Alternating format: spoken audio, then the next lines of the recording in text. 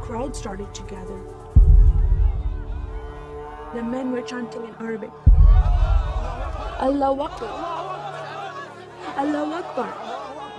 And my father and I, as I was holding his hand, were pushed to the front of this crowd. In the center of this crowd was an Arabic woman, dressed just like this, and she was tied up and she was sitting on a box. Next to her was an Arabic man, and he did a traditional Islamic prayer on the floor. And he got up from the floor, and from his side, he pulled out this very long golden sword, and he beheaded the woman. My legs are shaking, and my heart is going fast. And my father said, "If you don't listen to the teachings we're instilling in your life, this will happen to you one day."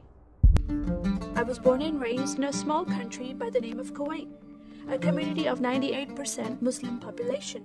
2 of my uncles are imams, and 1 is president of a mosque, where I would hear the call to prayer 5 times a day. As a Muslim, the word Yahudi, which means Jew, was instilled in me as a bad word, as a cuss word. Yahudis should not exist.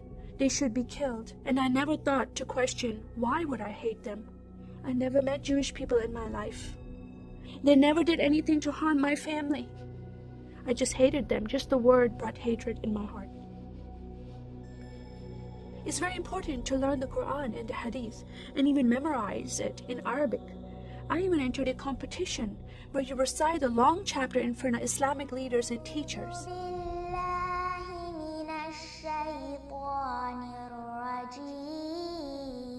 And I came 2nd place. I thought I did a good job.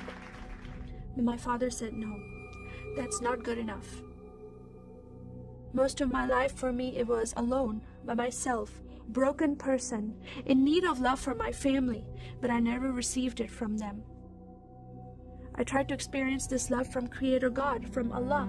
In my prayer times, I lifted up my hands and I cried out to Allah for help.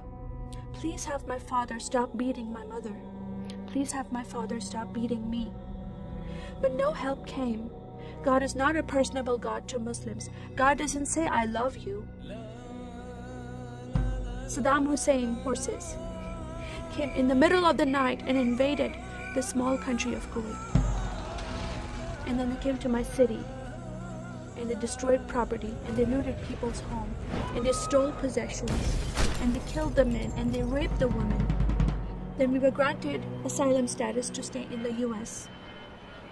My grandmother suddenly got very sick. She had a heart attack and she went to the hospital. And 2 days later, she passed away. I was devastated because I lost my best friend. And this lady approached me and asked me if I was okay. And I said, "No, Paula, my grandmother died." And I just started to cry again. At that moment, I was hurting so much, only crying helped. And Paula came to me and put her arms around me and she gave me a hug. And then she asked me a question, "Would you like to go to church with me?" When I walked into this church, I experienced love from these people and acceptance from these people like I've never before. Fellowshipping together. They were men and women together. They didn't have to be separate. No one was judging each other. And they knew I was Muslim. They were so friendly to me themselves, accepting of me and loving of me. And that was really surprising to me. And for the first time in my life, I heard a message from the Bible. He started reading the message about Yeshua. When he walked into the synagogue, he was given a scroll from Prophet Isaiah, and he opened the scroll and he started reading that scripture. That the Spirit of the Sovereign Lord is upon me, because he has anointed me to preach the gospel to the poor.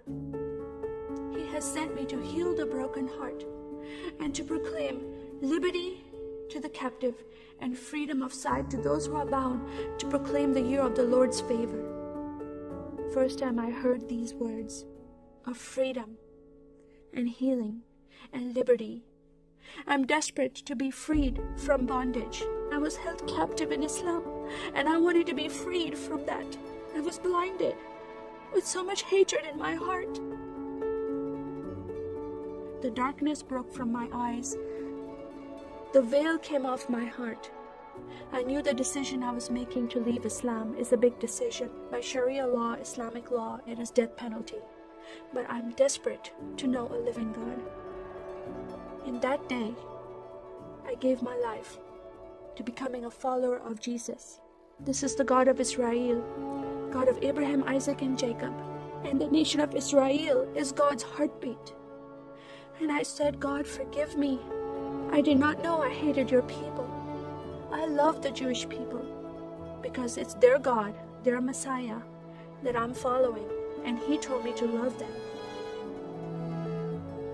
I never knew what happened to the 6 million Jews that died. I never heard that in Kuwait in history. Now that I met Holocaust survivors, I know their story, and I shared my story with them. Your God, your Messiah, changed my heart, giving His life for me, so I can have life everlasting. He rescued me. He saved me. He came and brought joy in my life again. And I'm a blessed woman. And I start crying, and they start crying, and we are able to relate to each other, and they embrace me, and they love me, and they experience some healing, I believe, when they hear my story. That is a privilege to have that in my life.